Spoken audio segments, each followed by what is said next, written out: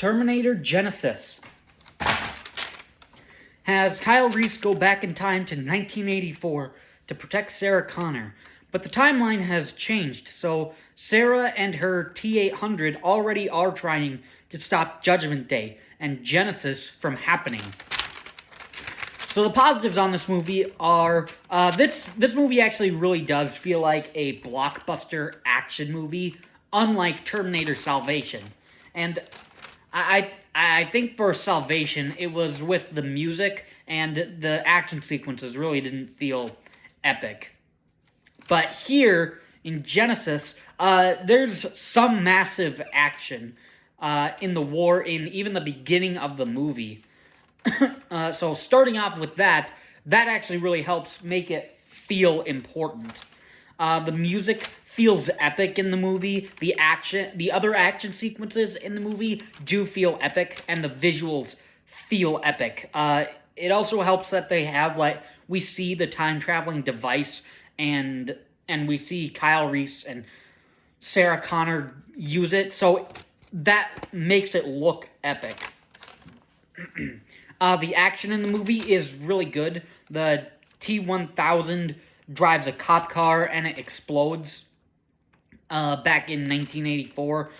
There's the chase on the bridge where John attacks the school bus that the group is driving. So that was pretty cool, and the bus flips over. That was really cool to see. And the chopper chase is actually one of the best action sequences in the franchise. That's one of my favorite moments in this franchise. It's so thrilling. So John Connor and then Kyle Reese, Sarah Connor, and the T-800 are flying a helicopter, and John is chasing after them. And so they're dodging buildings. They're going around a city, and then John goes in between a bridge or something, and that was just epic. That was really fun to see, really thrilling. So I really enjoyed that. And the last positive is spoilers for the movie, but it was actually, I thought it was actually pretty cool that Skynet reprogrammed John to make him help them.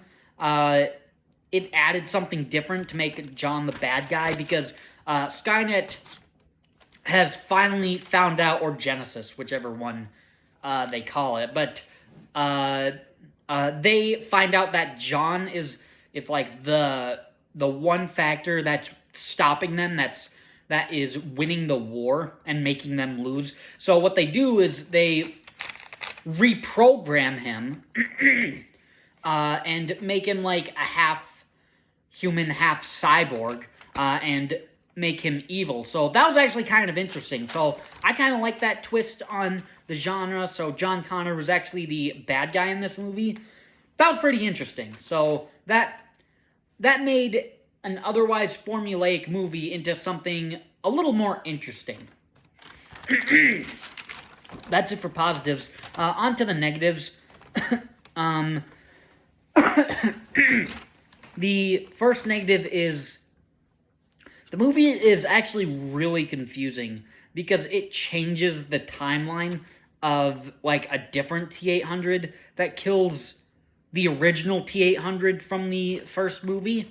And it's totally different from what happened in the first movie. So it would have been cool if it was still 1984, but there was maybe another T-800 that Kyle stumbles upon, or just set it in a completely different year. So I mean, I'm just wondering, when did this T-800 that she befriends, that saves her, when did he get to Sarah Connor? And 9 years ago?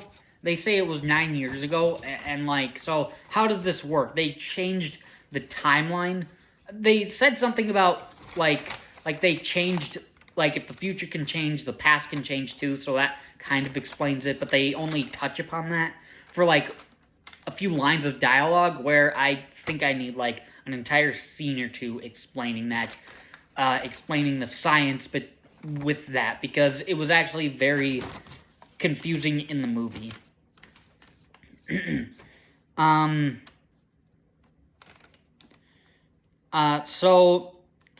apparently there's multiple timelines. That I feel like that didn't really make any sense. So everything in the 80s is just really confusing because it's so different.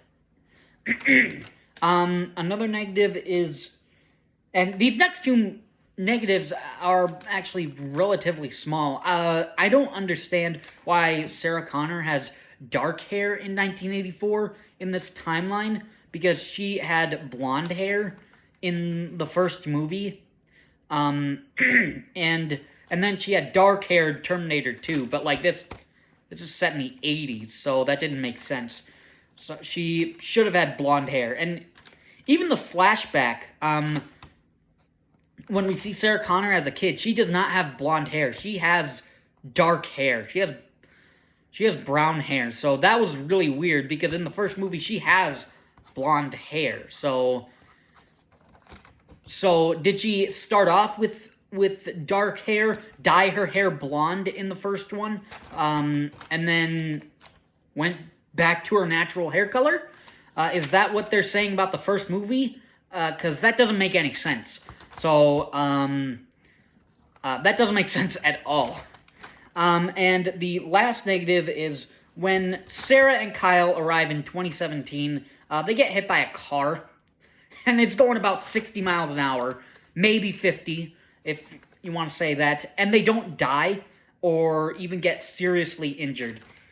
I mean, like, they still are human. They go to the hospital, but Sarah Connor has, like, a scrape, has a pretty deep scrape on her back, but, like, neither of them looked like they just got hit by a fast-moving vehicle, so that was ridiculous. Because, again, they're still human. But that's it for negatives. Honestly, all the problems basically are... The biggest problem is everything in the 80s, because it's very confusing that they changed the timeline. So, this movie is flawed, but I enjoy it for the different things that it does. But I think the thing that would actually save this movie a lot would be, instead of setting it in 1984, just set it in, like, 1996 or something. Because you can have, like, oh yeah, this T-800 saved me back in 1995, and for a year we've been friends, we've been killing other Terminators along the way or something. So set it in a completely different year that we have not seen before, so it's not confusing. And that way, when it's set in the 90s, Sarah Connor can have dark hair, and so it would make sense. So I think that would actually save... Yeah, that would save two negatives, now that I think about it. That saves the timeline issue and why Sarah Connor has dark hair. That's two issues that it would get rid of. But in the end, again, Terminator Genisys is flawed, but I enjoy it for the massive action that it has. So that's my review on Terminator Genisys. Thanks for watching.